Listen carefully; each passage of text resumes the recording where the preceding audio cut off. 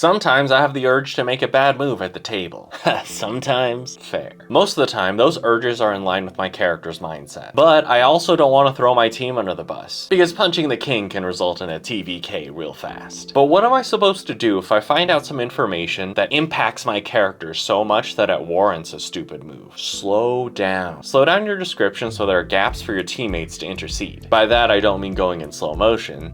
So I'm going to punch.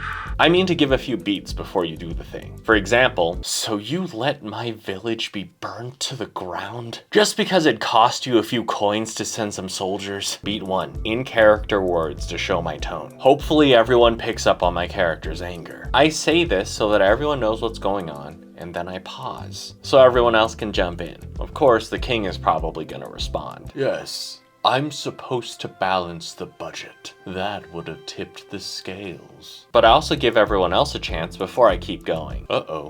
Should we do something? Clarence is furious. He's thinking about his father, his mother, his little sister. They didn't do anything bad. They never hurt anyone. They paid their taxes, and for what? They paid the money they owed for basic protections from the kingdom. And for what? Beat 2. I describe what's going on internally. Sure, the characters don't know this, but this is a big hint to the players that things are escalating in Clarence's head. I'm still adding information, hoping that the other players can pick up on this so they can jump in. I pause again after this, long enough for anyone to jump in. Not demanding a jump in, but providing the opportunity to. Because anyone can jump in and defuse right now. If they don't, oh god. The little sister too? Are you gonna do something, Clarence? You're all gonna see Clarence clench his teeth. His body is shaking. He's balling up his fists in the same way you know he does before a fight. Before a flurry of punches on the foe. His eyes are focused on the king, the one who's responsible, the one who's accountable for the deaths of his family, his friends,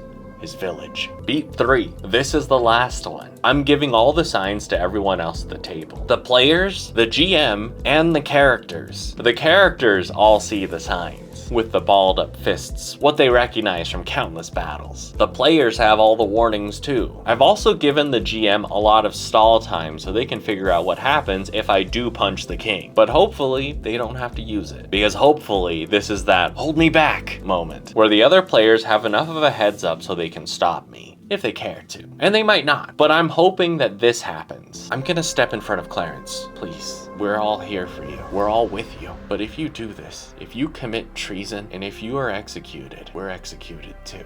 Clarence looks you in the eyes. You see tears beginning to form, a pleading look before he nods. Okay, I won't lead you to disaster. Not now, at least. And Clarence is gonna forcibly unclench his fists, his body still shaking as he walks away. I recognize that not everyone at the table is going to pick up on my hints immediately, because sometimes my hints aren't super clear. Sometimes they don't reach them. That's why there's so many beats to this. That's why I don't just punch immediately. I'm stalling so that everyone gets more intel, and more time to figure out how they want to deal with my character's intention. So they can talk me down, hold me back, or otherwise figure out their actions. And that includes the GM. Because I've made my feelings clear already. The GM likely knows that they aggravated Clarence with what they said. The fact that I'm showing through several beats that I intend to punch gives the GM time to think. Because the initial taunt might have been more of a, haha, you can't do anything about it. But when I show Clarence's hand, when I show the cards that reveal the punches en route, then the GM can start to work. Internally thinking, okay,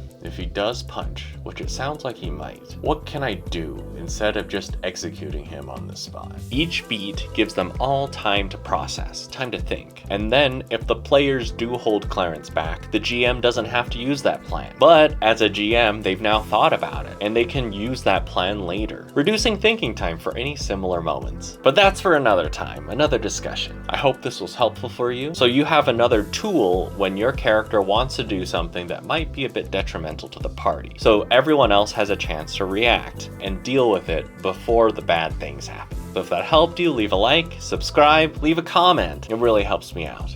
But until next time, stay safe and take care.